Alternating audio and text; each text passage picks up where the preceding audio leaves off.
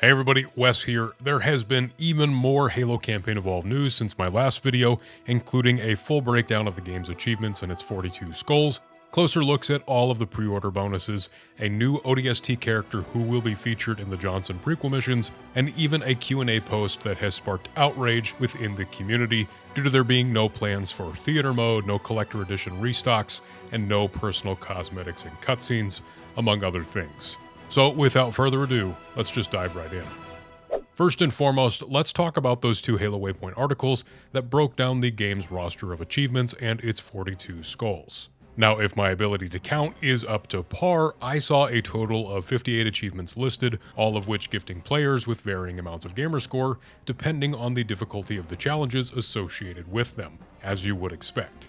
These range from the normal complete X level or complete the entire campaign on X difficulty to more complex ones like find all skulls and terminals on X mission to completing the campaign on legendary with all skulls on. And aside from the more run-of-the-mill achievements, there were actually a few that did catch my eye, such as the Food Critic achievement, which tasks you with listening in on a thirsty grunt discussing his eating habits, and the This Is My Ship Now achievement, which is earned after you eliminate Captain Keyes and trap his 6 avenging Marines in the Autumn's observation pen, which is a great addition because, young or old, I'm pretty confident that just about every Halo player has done this at some point over the years. Moving on to skulls. Halo Campaign Evolved is going to feature the most skulls to date, with a total of 42 that can be found in missions or earned through gameplay. And it is said that each of the game's 13 missions will feature 3 skulls for players to find. If you're new to Halo and you're not familiar with how these work, skulls are essentially collectible items that are hidden in missions that, when picked up, unlock new modifiers for you to use in your future playthroughs. In the past, these have given us infinite ammo, increased the difficulty of enemies, or made grunts explode into confetti if you shoot them in the head. And all of the classics will be making a return alongside a bunch of new ones, with some real standouts being the Perspective Skull, which lets you play the game in third person, the Floor is Lava Skull, which, as the name implies, causes you to take damage if you're on the ground for too long, as well as a handful of others that allow players to disable modern gameplay mechanics such as sprinting, aiming down sights, and UNSC vehicles taking damage, all of which help create that gameplay experience from the original game. And on top of those, they have also added the new Magnified Skull, which gives us the much requested option to change the assault rifle back to a 60-round mag, just like in Halo CE. And as one of those people who requested we have something like this for the AR, I'm very happy to know that they listened to us and gave us something to recreate that classic experience if you wanted it. And that's not to say I wouldn't have played the game otherwise, but it is definitely a win in my book. But if you did the math, 3 skulls on each of the 13 missions only adds up to 39 skulls, which still leaves us another 3 unaccounted for. That's because these 3 skulls are actually not collectible, but instead are part of the new Campaign Remix feature, which is unlocked when players find at least 2 skulls scattered throughout the missions. And these 3 remix skulls are Adaption, which randomizes the enemy factions present in encounters, Reload, which randomizes pre-placed weapons available throughout the missions, and Armistice, which makes it so that these different enemy factions will not fight one another, just you. And every time you load up a mission with the Campaign Remix function, you will also be rolling for a chance to have one of 2 additional modifiers applied, which are Spore Visibility, which fills the levels with a blanket of thick, flood spore-filled fog, or Night Vision, which I think is pretty self-explanatory. Honestly, these skulls seem like they're going to actually provide a lot of replayability for the campaign, because even if you just have on these new remix skulls, when you're fighting your way to the escape pods on the Pillar of Autumn, you could be facing off against the Flood. Or when you're storming the beach of Silent Cartographer, you could be up against the new Covenant faction from the prequel missions as well as the Flood, all while using the newly added Battle Rifle, Fuel Rod Cannon, Energy Sword, and so on. When it comes to the game's pre-order bonuses and cosmetics, there are different tiers of the game that you can get. Well, really there's only 2 that you can get because the collector's edition sold out almost immediately, which is something I'll be touching on here again in a second, don't you worry. But there are 2 tiers of the game that you can still currently purchase, with those being the Standard Edition and the Premium Edition. The Standard Edition of the game will include 2 armor skins, the Classic 2001 armor and the Gilded Onyx skin, as well as matching weapon skins for the Assault Rifle, while the Premium Edition comes with a bunch of digital add-ons. the Art of Halo Campaign Evolved art book, the digital short story Halo Hungry Buzzards, the standard edition's previously mentioned cosmetics, as well as an additional 5 armor and weapon skins. These include the Locagos, Timberwolf, Splintered Warden, Mobile Armor Type 117, and Gestalt variants, and their various related weapon skins as well. Some real standouts here include the Sudanese Fang Energy Sword skin, which replaces the plasma of the Energy Sword with those same Sudanese crystals that can be found in needle-based weaponry, as well as the Cold Iron Magnum skin, which is actually the same model that's going to be used by Captain Keyes in the remake, so that's pretty cool. And we also got a pretty good look at some of these new armors and weapon skins in a recent short that was released, which all look great in gameplay, even if some are a bit more on the goofy end and outlandish side of things. And I mean, just like look at the mobile armor's little head. It's tiny, but it kind of reminds me of Morrigan, so I do love it. Alongside this, we also got our first look at a character who will be making their debut in the game's new prequel missions, thanks to an article and some amazing artwork shared by Game Informer, which appears to be an ODST. And as pointed out by some of you guys, the discerning eye might have caught a glimpse of this character during the previously released trailer for these missions, but it is unclear exactly who she is or what role she is going to be playing in the overall story. Some have speculated that she might actually be the ODST Melissa McKay, a character first introduced in Halo the Flood, who played a pivotal role in stopping the Flood spread from Alpha Halo, but this character's presence in the prequel missions has a lot of people thinking that she might just be a new character altogether. But we're just going to have to wait a few more weeks to learn more. Hey everybody, Future Wes here. I have to really quickly correct this because it has come to my attention that this character is not McKay. This is actually a brand new character whose name is Williams, and I actually found this out because even though I don't know anybody who's actually talked about this, Game Informer does like this podcast, and they apparently debuted a bunch of footage of them playing through the prequel missions. Not sure how this flew under the radar, not sure how nobody's really talking about this, but I will definitely be making a video where I break down all the stuff they talked about and some of the footage that we've seen, but definitely spoilers if you wanted to keep this, you know, fresh in terms of not knowing anything going into it.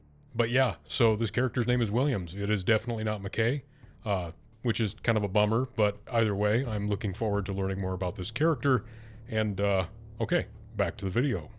And among all of this interesting and great news, we cannot not address the recent Q&A, which has sparked a ton of negativity throughout the community due to several answers that have really upset a lot of people. And I'll preface by saying that a lot of the things that a lot of you guys are upset with, I am also upset with, and I do agree with this growing sentiment that a lot of the decisions that are being highlighted here might have been damaging to the overall positive attitude around the game. Whether that be the way that things were worded in these responses, a lack of foresight on just how big interest would be in this game, or the repeated missteps when it comes to implementing features that should just be a no-brainer at this point. But with that said, I do appreciate the honesty from Halo Studios going into this last stretch before the game releases so that people, know what they're getting into. One of the answers that has easily garnered the most attention was from the question of, will there be any additional collector's editions up for sale? The answer to which was, and I'll just read this word for word, "We are humbled and blown away by the overwhelming excitement for the collector's edition.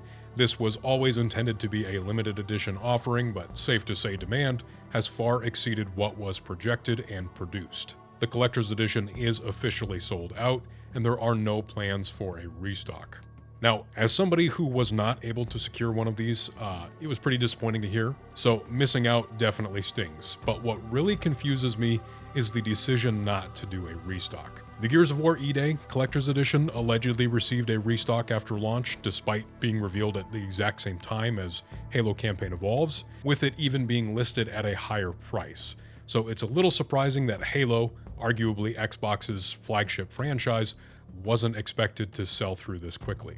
But that was really only one half of the answer, as the remainder was directed at the community's concern over the scalping situation surrounding the Collector's Edition, which, if you didn't know, hours after it was unveiled, dozens of listings had been made on eBay with people trying to sell units for double or even triple the price. I even saw a post recently that the other day, one of these sold for $1,000, which, guys, please do not buy from scalpers. You're part of the problem if you give into this. But this was their response to some of people's concerns. With regards to the reports of reselling, our retail partners have audited orders and found no evidence of widespread scalping. Only a tiny percentage of purchases showed suspicious behavior, and in those cases, orders were refunded and units were put back up for sale. As a reminder, some customers may choose to cancel their pre-order, so there's always a chance for more units to trickle in over the coming weeks. I initially wanted to dig a lot deeper into this, but the reality is Halo Studios is most likely telling the truth when they say that the scalping issue was not as widespread as people online were making it out to be, and it's very clear that the scalpers were not buying up large quantities of units for resale. Otherwise, it would have been flagged. So it was more so on the individual level that people were buying these just to resell them. It's definitely frustrating and it's incredibly scummy, and I'd rather see that these copies went directly into the hands of genuine fans who are not being taken advantage of after the fact, but I'm at least happy for those who managed to get one before they sold out. It sounds like plenty of people did, but this was still a pretty disheartening situation for sure. They did have a follow-up to this as well and said that they were working with partners to release additional Halo Campaign Evolved collectibles throughout the year. So for those of us who did miss out on the collector's edition, it sounds like there might still be opportunities to pick something up later on. Another question that really caught my eye was when they addressed whether or not Halo Campaign Evolved will have a photo mode or theater mode, to which their response was, the blind skull, which hides your HUD, weapons, and hands from view, combined with the acrophobia skull, which allows you to fly, should provide some incredible screenshot opportunities. However, there are currently no plans for a photo mode or theater mode in Halo Campaign Evolved. Now, theater mode was never something that had been explicitly promised, but I'll admit that I just assumed it would be included, given that the game is built on the Reach engine and that theater was in the most recent game, Halo Infinite. It felt like one of those features that would just be there, felt like a no-brainer. I really don't understand the decision not to have it, as it's a tool that people use for montages, in-game photography, or for us creators in the community to capture B-roll for our in-depth lore videos or machinimas or what have you. And yes, they did point out that players can combine the blind and acrophobia skulls to create a sort of improvised theater mode, but that is the same system that we are limited to today in Halo CE and Halo 2 on MCC, and speaking from experience, it is far from an ideal solution. Actually, you know what? I'll just include some footage from some of my recent video shoots recently, but there's always hurdles to capturing footage real time in the way that they are suggesting. The enemies see you, they'll shoot at you, and they'll run around if you alert them. And all of this is made even worse when you consider the fact that in this game there's descope, and then there's effects that flash across your screen if you get shot or interact with hazards in the environment. And I completely understand that the game is likely, feature complete and preparing for launch as we speak, meaning that there probably is nowhere near enough time to implement a full theater mode before release, but the visuals in this game just looked so incredibly good, and it really feels like a missed opportunity not to fully capture and showcase that. Even if they added another skull that pacifies enemies and makes the player invisible or undetectable, that would be better than nothing, or the current, suggestion that they put in place. So if it is something that they are able to revisit in the future, I really hope that they reconsider this, and I really hope that they'll add this. If not in Halo CE, this remake, it needs to be there in the Halo 2 remake or the Halo 3 remake. To not have that feature is really going to hinder creators, montage, photo people, whoever, and I think it's really shooting themselves in the foot if it's not included. It was also revealed that our premium cosmetics will not be visible during the cinematics due to wanting the narrative to remain as faithful as possible to the original game. But I gotta say, this is a remake, and a lot of these cutscenes already look to be slightly different, have different angles, visuals, and maybe even have a slightly different sequence of events, so I don't really think that this was the right way to word this. I have a sneaking suspicion that the decision to switch from the real-time rendered cutscenes to these pre-rendered cutscenes that are only going to feature the Mark V, as we see in some of the promotional material, it was brought on due to the criticism people had with the graphical or lighting errors in last year's HCS demo. In the grand scheme of things, this is probably not the biggest issue for me though, but it is still a bummer. And in line with not being able to see our cosmetics in cutscenes, they also clarified that the Mark IV armor that we see Chief wearing during the prequel missions will not be one of the usable armor skins for the base campaign. I don't know, man, this This seems like a really silly decision to not include the armor that wouldn't have required any additional resources to make, like the other premium cosmetics did. So I don't really understand why it couldn't be just added to the lineup of usable armor variants for the rest of the game. Sadly, we also learned that the Stanchion will not be a usable weapon in the game, which again makes no sense since this weapon is something that people have been asking for years, and it literally is going to be used in the gameplay by another character. I don't know if this came down to the fact that maybe they ran out of time and they hadn't finished the weapon's first-person animations, or they think it would be game-breaking if it were in the normal sandbox or obtainable during lasso playthroughs.